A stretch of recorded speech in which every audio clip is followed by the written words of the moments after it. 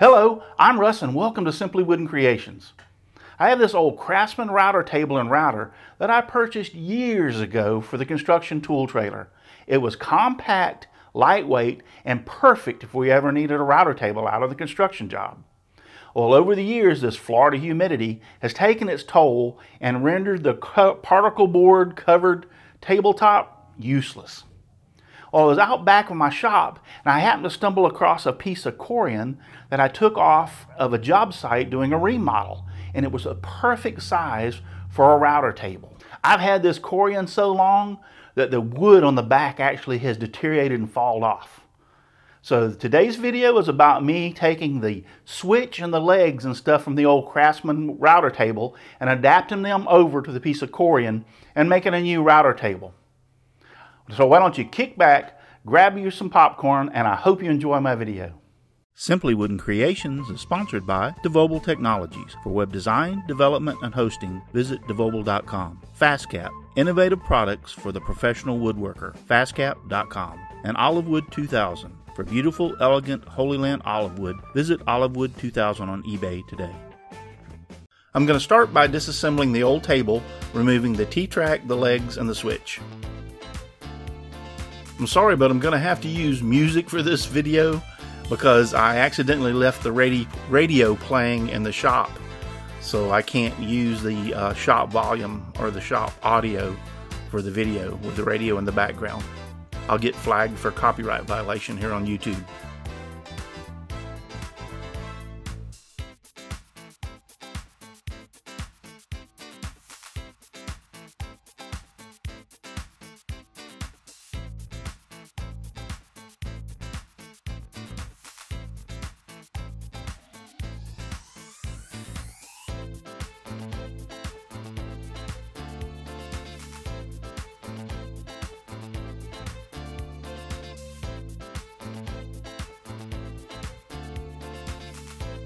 Next, I'm going to sand the backside and sand the areas where the wood used to be glued. Like I said, there is no more wood anymore. It's disintegrated and fell off. So I'm just going to sand the glue off the backside of the corian to prepare for the new wood that I'm going to attach to it. Actually, I'm using some 80 grit sandpaper for this.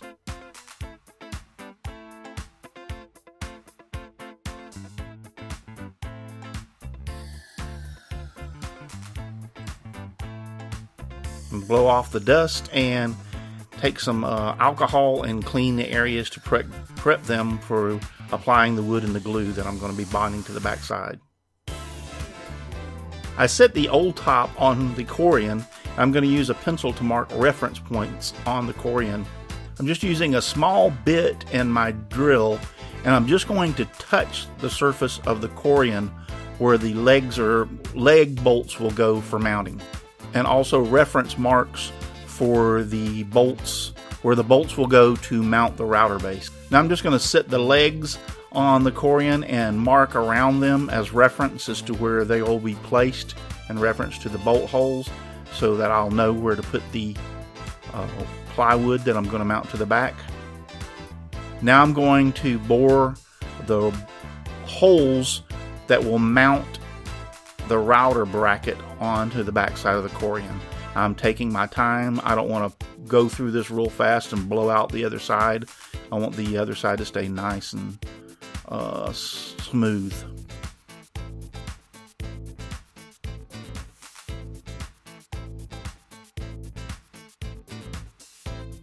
And then using a hole saw, I am going to saw through for the hole for the actual where the router bit will penetrate through the corian surface. I'll start on the back side and then finish on the front side, so once again I don't blow out the corian and make any bad marks. Then once again I'll go back and clean the surfaces of the corian and blow off the surfaces of the plywood to be stuck.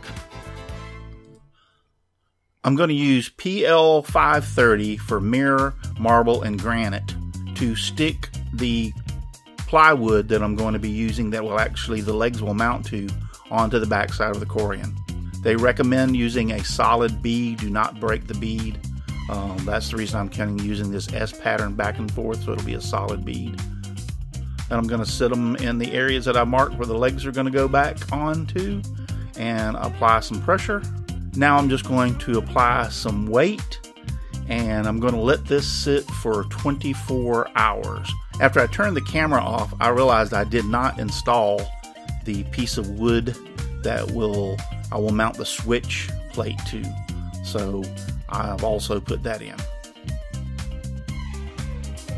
Now, using a countersink bit, I'm going to countersink the holes for the screws that will mount the bracket of the router base.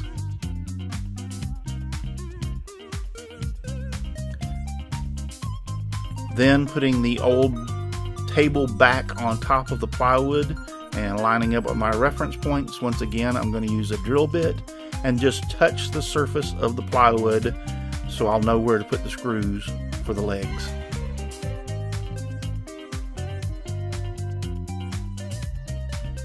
I'll line them up to the holes and just use some 3/4 inch wood screws to screw the legs to the plywood. The plywood is 3/4 of an inch, so if it does penetrate a little bit, it won't penetrate much into the corian.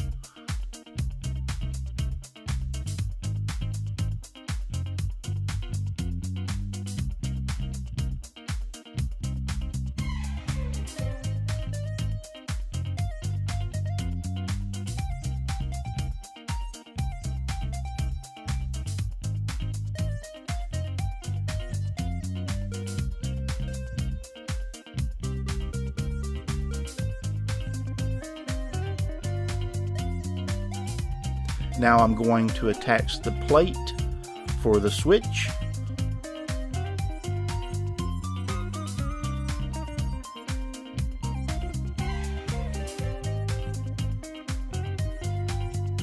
And then attach the remote switch for the router to the plate.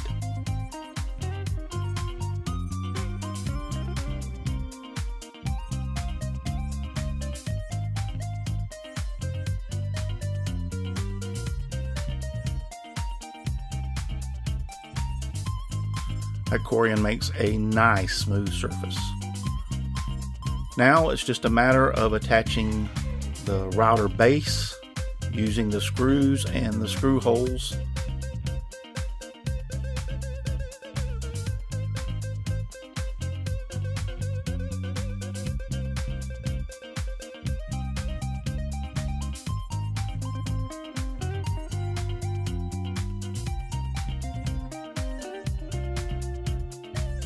And I'll turn it on its side and install the router.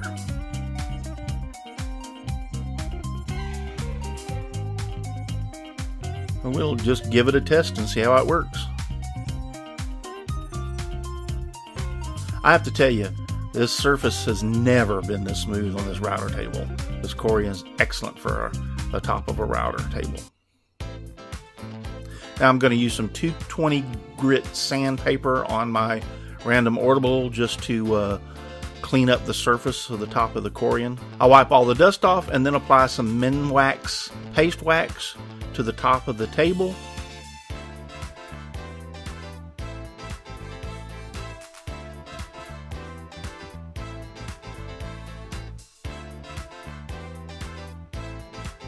And then after it dries, just simply buff it off. Now some of you may ask, why in the world would you repurpose this? Well, number one, it keeps the plastics and the other materials out of the landfill. And number two, this is exactly the way I like to use it. No fence, no nothing. I usually use it with a roundover bit, a Roman OG, or some other kind of bit to put an edge, a routed edge on a project that I'm doing. No muss, no fuss to change the bit. It's quick and simple. It's very easy to use. Thank you for watching my video, and God bless.